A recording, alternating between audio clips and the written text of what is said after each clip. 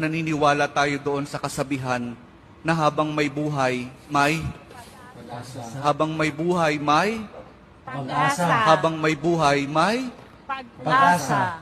pagsubok. Dahil tayo katiwala ng Diyos, binibigyan din niya tayo ng iba't ibang klase ng pagsubok.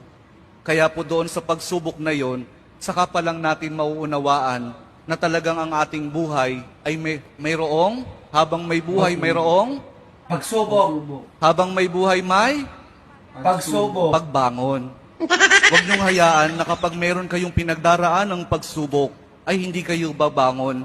Kailangan meron tayong pagsumikap na pagtsatsagaan natin yung ating mga pagsubok na pinagdaraanan.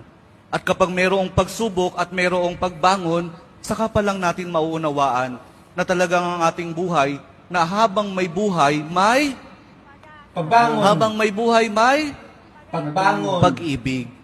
Ang pag-ibig na nagmumula kay Jesus lamang sa ating mahal na poong Jesus Nazareno.